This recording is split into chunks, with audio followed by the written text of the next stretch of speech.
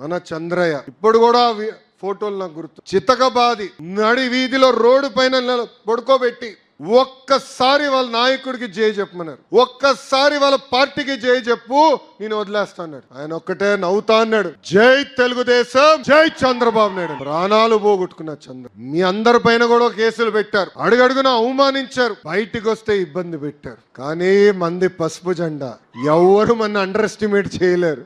అది ఆ పసుపు జెండానే కాదు, మన రక్తంలోనే పారుతుంది. అందుకే ఆ మొదటి రోజు నుంచి అన్నాం, అయ్యా జగన్ తగ్గేదే లేదని. అడుగడుగున పోరాడం. యువగలం పాదయాత్రలో మీరు అందరూ చూశారు, నా స్టూల్ లాక్కుని పోయారబ్బా, నా మైక్ లాక్కుని పోయారు. అడుగడుగున అవమానాలు. చంద్రబాబు నాయుడు గారిని కించపరిచే విధంగా ఫ్లెక్సీలు అన్ని చేశారు. కానీ ఒక లక్ష్యంతో పనిచేశారు. ఇలాగొచ్చేగల యువగలం ఒక ప్రభంజనంగా మార్చారే, అది తెలుగుదేశం పార్టీ కార్యకర్తల గొప్పతనం. ఇవన్నీ మనం గుర్తు పెట్టుకోవాలి, ఇవన్నీ మనం మర్చిపోకూడదు.